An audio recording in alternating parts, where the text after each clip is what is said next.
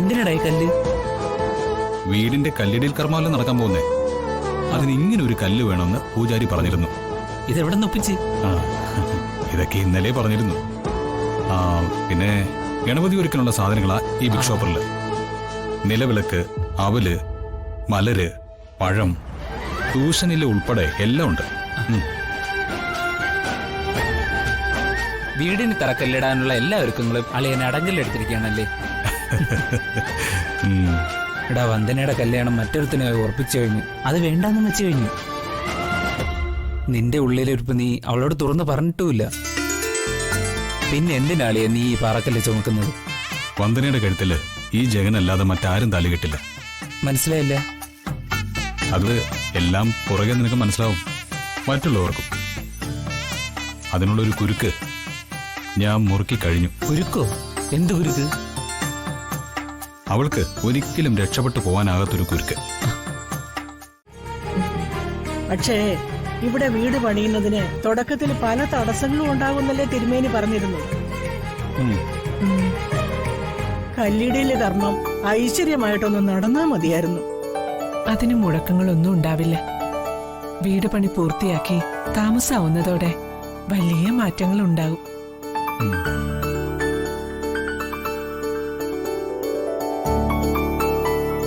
നമ്മുടെ ദുഃഖങ്ങളും ദുരിതങ്ങളും അലച്ചിലും എല്ലാം മാറുമെന്നാ തിരുമേനി പറഞ്ഞത്. ആച്ചാൻ, പ്ലോട്ട് എനിക്ക് വളരെ ഇഷ്ടപ്പെട്ടു.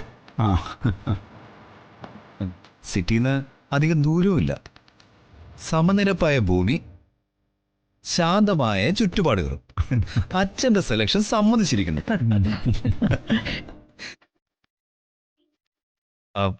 വന്ദന ചേച്ചിയുടെ സമയം മാറുന്നതിന്റെ ഐശ്വര്യം എല്ലാ രംഗത്തും കാണാനുണ്ട്.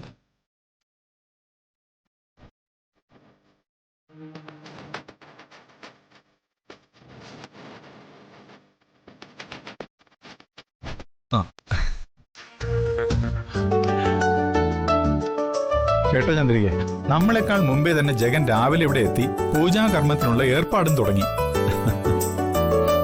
നമ്മുടെ കുടുംബത്തിലൊരു നല്ല കാര്യം നടക്കുമ്പോ നമ്മളൊക്കെ ഒന്ന് ഉഷാറാവണ്ടേ? ഞാൻ സമ്മതിച്ചു. അതൊരു ബെസ്റ്റ് ക്വാളിറ്റിയാ. താങ്ക് യു മുത്തശ്ശി. Keep it up, ആ.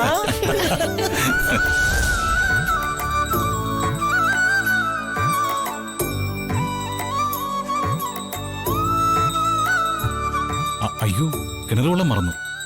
ഞാൻ ഉടനെ കൊണ്ടുവരാം.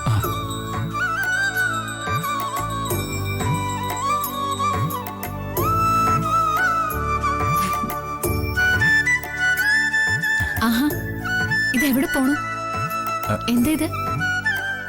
കുറച്ച് വെള്ളം വേണം ചടങ്ങിന്, അതെടുക്കാൻ പോവാ. ആളെല്ലാരുടെ മുന്നിലും താരാവുകയാണല്ലോ. ഒരു സംശയം ചോദിച്ചോട്ടെ? ജഗന്റെ സഹോദരി ഹരിതയ്ക്ക് കൂടി താമസിക്കാൻ വേണ്ടിയിട്ടാണല്ലോ വീടുണ്ടാക്കുന്നത്. അതുകൊണ്ടാണോ ഇത്രയ്ക്ക് ആത്മാർത്ഥത? അതോ മറ്റു വല്ല കാരണം കൂടിയുണ്ടോ? അങ്ങനൊന്നുമില്ല. ഞാനും നിങ്ങളുടെ കുടുംബത്തിലൊരു അംഗമാണല്ലോ, അതുകൊണ്ടാ. പിന്നെ എന്താ നിർത്തിക്കളഞ്ഞത്? ഈ വീട് ഭാവിയിൽ വന്ദനയ്ക്ക് കൂടെ അവകാശപ്പെട്ട വീടാണല്ലോ. അതിന്റെ ഒരു ത്രില്ലും ഉണ്ടെന്ന് കൂട്ടിക്കും.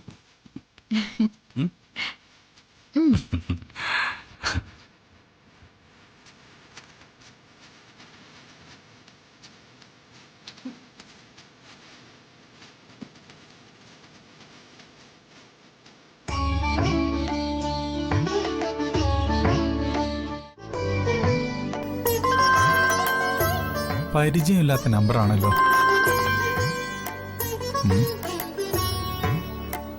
ഹലോ ഹലോ, മാധവൻ നായരല്ലേ? ആ അതെ. സ്പീക്കറിലിട്.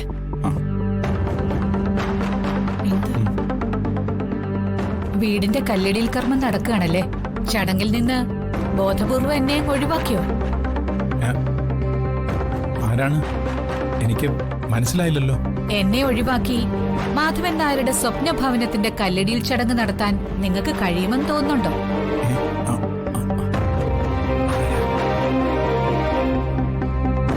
അല്ലെങ്കിൽ തന്നെ അത് ശരിയാണോ മാധവൻ നായരെ? ക്ഷമിക്കണം, ഒരുപക്ഷെ ഓർമ്മക്കുറവുകൊണ്ടായിരിക്കും. ആരാണെന്ന് എനിക്കിപ്പോഴും മനസ്സിലായില്ല. ദയവായി നിങ്ങൾ ആരാണെന്ന് പറയണം. സാധ്യല്ല.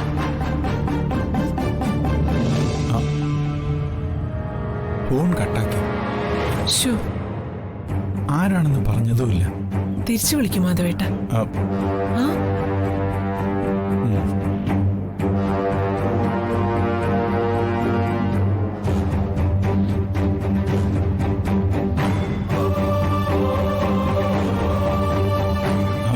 ഫോൺ എടുക്കുന്നില്ല ചന്ദ്രു.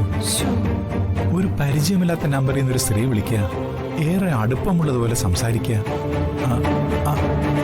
ആ സ്ത്രീ ആരായിരിക്കും? നിനക്ക് വല്ല ഊഹമുണ്ടോ ചന്ദ്രു? ഇല്ല മാധവേട്ട, ഒരെത്തും പിടിയും കിട്ടുന്നില്ലല്ലോ.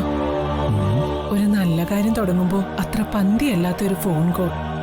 ആ സ്ത്രീയുടെ സ്വരം ഭീഷണിയുടേതാണോ അതോ മുൻപരിചയമുള്ളതിന്റെ സ്വാതന്ത്ര്യത്തിലാണോ? ഒന്നും അറിയാൻ പറ്റുന്നില്ലല്ലോ മാധവേട്ട. അമ്മേ ഭഗവതി, വിഘ്നങ്ങളൊന്നും ഉണ്ടാവല്ലേ. മഹാമായേ.